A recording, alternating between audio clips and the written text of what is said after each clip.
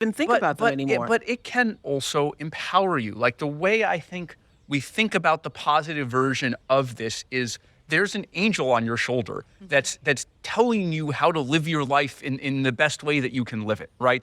So there's two contrasting visions, right? The bad vision is you get drawn in and you spend all your time talking to the thing. You kind of turn inward. What do you think of people falling in love with it now? I think that's a bad idea. But I think, again, the two contrasting, people can fall in love with AI or they can talk to AI about how to have a better relationship with their partner, right? Like those are Right. two very Right. different visions, Yeah. right? Where I have an AI coach and my partner has an AI coach and it helps us have a better relationship. Yeah. That's the vision we want. Yeah. I mean, and you were just talking, I was talking to parents recently who lost their son to suicide through a chatbot.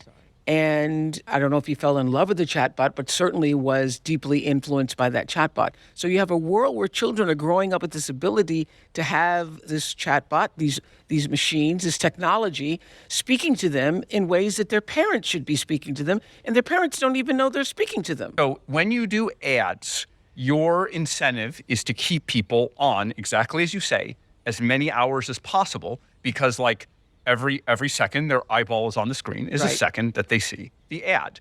Our consumer version of the model is free up to a point, and you pay a subscription if you want to get a lot more, because that the incentive that gives is for the models to be useful. People say, well, I'm paying for this. I want this to provide value to me. I want this to be useful, not I want the user to spend the most number of hours looking at it.